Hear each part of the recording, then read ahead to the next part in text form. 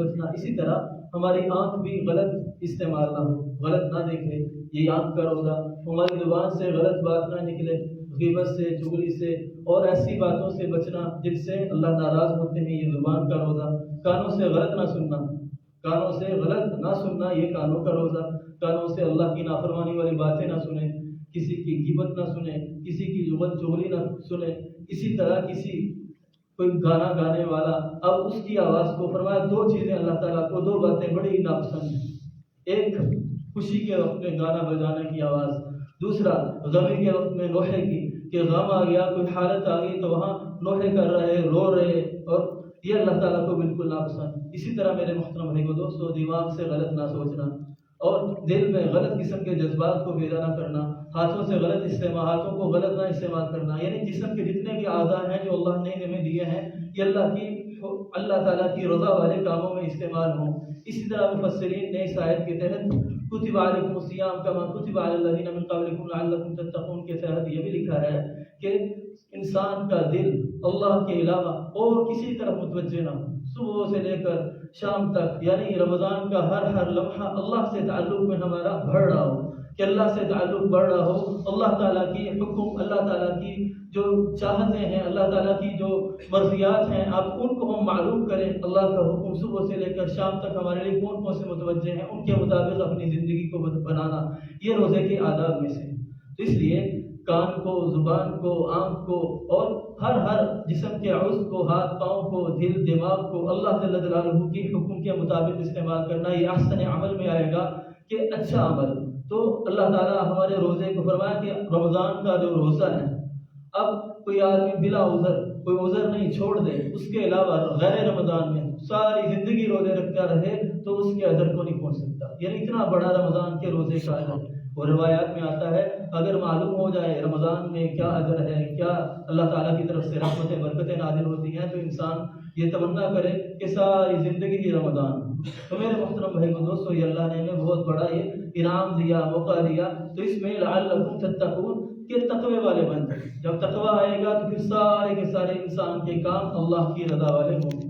تو وہ العزیز الغفور، اللہ تعالیٰ سارے بخشنے والے بھی ہیں اور اللہ تعالیٰ اقتدار والے بھی ہیں. تو اس لیے میرے محترم بھائی کو دوستو، اس لیے ہم یہ نیت کریں کہ ہمارے رمضان، ہمارے جو روزہ ہے، یہ بہتر طریقے سے ہو. اس کے لیے اپنے اوقات کو بھی پابند بنائیں، اپنے اوقات کی بھی ترتیب بنائیں. جیسے صبح فجر پڑھ لی، اور فجر کے بعد حدیث میں آتا ہے من قرأ یاسین فی اول النہار قضیت حوائجہ، جو صبح سورہ یاسین پڑھ لیتا ہے، اس کے اللہ تعالیٰ کے دن میں اس کی ساری اللہ تعالیٰ حاجتیں پوری کریں. قضیت حوائجہ، اس کی حاجتیں ساری اللہ تعالیٰ پوری کرتے ہیں. من صلی صلاۃ الصبح فہو فی ذمۃ اللہ، جو صبح فجر کی نماز پڑھتا ہے وہ اللہ تعالیٰ کی ذمہ داری میں آ جاتا ہے. اس لیے جو مسجد میں نماز پڑھتا ہے، فرمایا مسجد میں آنے کا اجر، ہر قدم پر نیکی مل رہی. گھر سے وضو کر کے جب مسجد کی طرف آتا ہے، ایسا ہے جیسے احرام باندھ کر حج کے لیے جا رہا. تو اس لیے میرے محترم بھائی دوستوں، مسجد میں داخل ہوا ادب کے ساتھ. ہمیں شریعت نے یہ بھی بتایا مسجد میں داخل ہونا ہے دائیں پاؤں اور دعا پڑھنی ہے. مسجد سے باہر نکلنا ہے تب بھی. تو آداب، تو صبح فجر کے بعد ہم اپنی سورہ یاسین کا بھی اہتمام کریں، کم از کم ایک پارے کا اہتمام کریں. اسی طرح منزل ہے، آیات ہیں کچھ 33 کے قریب آیات ہیں، ان کا بھی اہتمام کریں. اور جو صبح کی دعائیں ہیں ان کا بھی اہتمام کریں. پھر اس کے بعد اشراق کا وقت آ جاتا ہے، تو اشراق کے 2 رکعت 4 رکعت جتنا اللہ تعالیٰ توفیق دیں اس کا اہتمام ہو. اشراق کی نماز کا آپ صلی اللہ علیہ وسلم 5 نمازیں پڑھتے، ساتھ نماز اشراق ہوتی اس کو بھی پڑھتے، چاشت کو بھی پڑھتے. اس طرح صلاۃ الاوابین مغرب کے بعد 6 رکعت اللہ توفیق دے وہ بھی تھوڑے مختصر کر کے وہ بھی پڑھ لیں. اس طرح رات کو قیام اللیل تراویح ہے، اس میں بھی شروع سے آخر ذوق کے ساتھ اللہ تعالیٰ کی طرف سے یہ انعام اور اللہ تعالیٰ کی طرف سے فضل ہے، یہ اللہ نے عطا کیا ہے، اس میں شامل ہو. اس طرح جو پھر آرام کر لیں، اشراق کے بعد آرام کر کے یا اپنے کام کی ترتیب سے کام، پھر ظہر کے بعد جو تلاوت رہ گئی اس کا یعنی پوری کر لیں. اور گھر کے اندر اپنے بچوں میں، خواتین میں فضائل رمضان ہے، اس میں رمضان کے فضائل ہیں، روزے کے فضائل ہیں، روزے کے آداب ہیں، اس کی کچھ تعلیم ہو جائے. اس طرح جو دکانوں والے ہیں اس میں تھوڑا سا اس کا مطالعہ کر لیں، تعلیم کر لیں. اور سیرت صحابیات ہے، صحابیات کے واقعات، صحابہ کے کے بچوں کے واقعات وہ بھی اس میں موجود ہیں، اس کو وہ بھی بچوں کو سنائے جائیں، بچوں کے اندر جذبہ پیدا ہو۔ اسی طرح پھر میرے محترم بھائی کو دوستو عصر کی نماز باجماعت ادا کر کے عصر کے بعد پھر ذکر اذکار، ویسے بھی آج جمعے کا دن ہے، فرمایا ان من افضل ایامکم یوم الجمعہ اکثروا علی صلاۃ فی، فرمایا تمہارے دنوں میں سب سے بہترین دن جمعے کا دن ہے، تو اس دن جمعے کے دن میں اکثروا علی صلاۃ فی، مجھ پر کثرت سے درود بھیجا کرو۔ تو نبی علیہ الصلوۃ والسلام ارشاد فرما رہے ہیں کثرت سے، ایک ہے درود شریف پڑھنا عام معمول میں کہ ہم جیسے روزانہ پڑھتے ہیں، ایک ہے جمعے کے دن ہم نیت کر کے کم از کم 1000 مرتبہ نبی صلی اللہ علیہ وسلم پر درود شریف کا نذرانہ بھیجیں۔ تو اس لیے زیادہ سے زیادہ درود شریف جمعے کے دن پڑھنا، فرمایا ان صلاتکم معروضۃ علیہ، تمہارا درود مجھے پہنچایا جاتا ہے، تو جمعے کے دن تو خاص طور پر درود شریف کا اہتمام انشاءاللہ کرتے ہیں، اہتمام نیت کرتے ہیں۔ اسی طرح سورۃ الکہف حدیث میں آتا ہے جمعے کے دن جو سورۃ کہف کا اہتمام کرتا ہے اب اسے اللہ تعالیٰ اسے فتنوں سے محفوظ رکھیں گے۔ آج کل بڑے جہاں دیکھیں کوئی نہ کوئی فتنہ، ہر طرف فتنوں کا دور ہے، فتنوں کا زمانہ ہے، تو اس لیے حدیث میں آتا ہے بادروا بالاعمال فتنا کقطع الليل للمسلم، فرمایا کہ فتنوں کے آنے سے پہلے اعمال میں جلدی کرو، بادروا بالاعمال فتنا، فتنوں کے آنے، فتنے کیسے آئیں گے؟ کقطع الليل للمسلم، کہ جس طرح تاریک رات آتی ہے اس کے ٹکڑے آتے ہیں، اس طرح فتنے آئیں گے۔ کتنے فتنے آئیں گے؟ یصبح الرجل مؤمنا، کہ آدمی صبح کرے گا مؤمنا ایمان والا ہوگا، ویمسی کافرا شام کرے گا کفر پر ہوگا، ویمسی مؤمنا یصبح کافرا شام کرے گا ایمان والا ہوگا، صبح کرے گا تو کفر پر ہوگا۔ یبیع دینہ بعرض من الدنیا، اپنی دین کو بیچ دے گا تھوڑے سے دنیا کے مال کے متاع کے بدلے میں، دنیا کی چیزوں کے بدلے میں، دنیا کے سامان کے بدلے میں اپنے دین کو بیچ دے گا، اپنے دین کو فروخت کر دے گا۔ تو اس لیے میرے محترم بھائی دوستو جو سورۃ کہف کا اہتمام کرے گا اللہ تعالیٰ اسے فتنوں سے محفوظ رکھیں گے، سورۃ کہف کا اہتمام ہو۔ اسی طرح جمعے کے دن کے اندر درود شریف کی کثرت، جمعے کے دن میں اچھا اور صاف ستھرا لباس پہننا، جمعے کے دن میں ناخن کاٹنا، بال اپنے جسم سے زائد بال کاٹنا، اسی طرح جو مسجد میں جلدی آنا جمعے کی نماز کے لیے، حدیث میں آتا ہے جو جلدی آتا ہے ایسا ہے کہ انما جیسے اس نے قربان کیا بڑا جانور ابل، یعنی بدنۃ اونٹ کو ذبح کیا، اللہ کے راستے میں اونٹ کو قربان کیا۔ جو اس سے تھوڑی تاخیر سے آتا ہے ایسا جیسے اس سے چھوٹا یعنی گائے کو اللہ کے راستے میں قربان کیا۔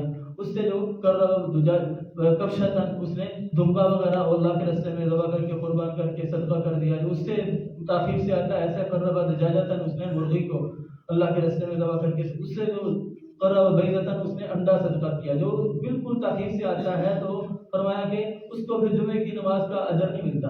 جب خطبہ شروع ہو گیا، امام آگے اور نماز کے لیے تیاری شروع ہو گئی تو پھر اس کو جمعے کی نماز کا اجر نہیں ملتا۔ جمعے کے حدیث میں آتا ہے الجمعۃ الی الجمعۃ کفارۃ لما بینہما، ایک جمعے سے دوسرے جمعے کے درمیان جو اجر ہے وہ جتنے گناہ ہوئے سارے گناہ معاف ہو جاتے ہیں۔ تو آپ اگر ظہر کی نماز ہے، ظہر کی نماز سے عصر میں آپ شامل ہوا، ظہر سے عصر کے گناہ معاف ہوں گے۔ اگر جمعہ پڑھا، پچھلا بھی جمعہ اس نے پڑھا تھا تو ایک جمعے سے دوسرے جمعے سارے گناہ اس کے معاف ہوں گے۔ تو جمعہ پورے ہفتے کے گناہوں کا کفارہ بنتا ہے۔ پھر رمضان کا جمعہ تو پھر ایک فرض نماز 70 فرضوں کے برابر، یعنی فرض 70 گناہ ہو گئے، نفل فرضوں کے برابر ہو گئے۔ اور جمعے کے دن ہم کوشش کریں صلاۃ التسبیح، اب 10 بجے آ جائیں یا 11 بجے آ جائیں صلاۃ التسبیح اب طریقہ عام ملتا ہے، لیکن انشاءاللہ اس کا بھی مذاکرہ کر لیں کہ صلاۃ التسبیح کا اہتمام کریں۔ ہر بندہ پڑھ سکتا ہے انفرادی، نہیں تو رات کو تہجد کے وقت میں اٹھیں۔ اب اس میں اس طرح ہم اپنے اوقات کو قیمتی بنائیں تاکہ ہمیں بعد میں رمضان گزرنے کے بعد پچھتاوا نہ ہو۔ نبی علیہ السلام 2 مہینے پہلے حدیث میں آتا ہے کہ اللہم بارک لنا فی رجب و شعبان وبلغنا رمضان، دعائیں مانگا کرتے تھے اللہ ہمیں ہمارے رجب میں اور شعبان میں برکت دے، ہمیں رمضان میں پہنچا دے۔ تو رمضان کا مہینہ میرے محترم بھائی و دوستو شہر عظیم، شہر مبارک، یہ برکتوں والا عظمت والا مہینہ ہے، شہر مواسات، ہمدردی کا۔ سفید پوشوں کو دیکھیں جو غریب ہیں، محتاج ہیں، بیوہ ہیں، یتیم ہیں، وہ جو بات نہیں کر سکتے، مانگ نہیں سکتے، خود تلاش کرتے ان کو ان کے حقوق پہنچائیں، ان کو راشن پہنچائیں۔ شہر مواسات، ہمدردی کا، غمخواری کا مہینہ۔ شہر الصبر، فرمایا یہ صبر کا مہینہ ہے۔ اگر کوئی کچھ کہہ دے کوئی نہیں میرا روزہ ہے، الصوم جنۃ، یہ ڈھال ہے، کوئی کچھ کہہ دے تو میرا روزہ ہے بھائی، کوئی بات نہیں۔ اس لیے میرے محترم بھائی دوستو شہر الصبر، صبر کا مہینہ۔ انما یوفی الصابرون اجرهم بغیر حساب، اللہ صبر کرنے والوں کو بغیر کسی پیمانے کے عطا کریں گے، بغیر پیمانے کے بہت زیادہ عطا کریں گے۔ اس لیے شہر اللہ فرماتے ہیں، یہ حدیث میں آتا ہے اللہ کے فرماتے ہیں شہر اللہ، یہ رمضان تو اللہ کا مہینہ ہے۔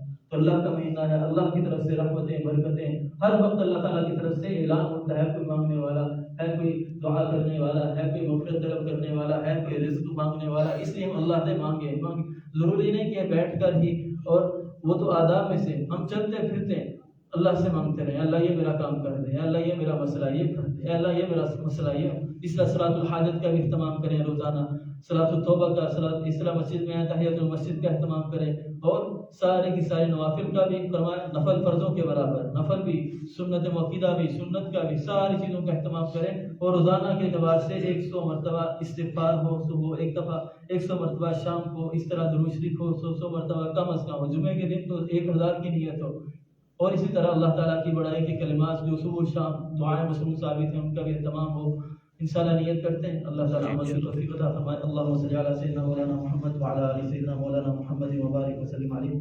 ربنا آتنا في الدنيا حسنة وفي الآخرة حسنة وقنا عذاب النار۔ ربنا ظلمنا أنفسنا وإن لم تغفر لنا وترحمنا لنكونن من الخاسرين۔ اللهم لا نحصي ثناء عليك أنت كما أثنيت على نفسك۔ اللهم ارزقنا حبك وحب رسولك، حب من ينفعنا حبه عندك۔ اللهم أرنا الحق حقا وارزقنا اتباعه، وأرنا الباطل باطلا وارزقنا اجتنابه۔ اللهم إنك عفو كريم تحب العفو فاعف عنا يا غفور يا رحيم يا كريم۔ اللهم آت نفوسنا تقواها وزكها أنت خير من زكاها أنت وليها ومولاها۔ اللهم إنا نسألك من خير ما سألك من عبدك نبيك محمد صلى الله عليه وسلم، ونعوذ بك من شر ما استعاذك من عبدك نبيك محمد صلى الله عليه وسلم، وأنت المستعان وعليك البلاغ، ولا حول ولا قوة إلا بالله العلي العظيم۔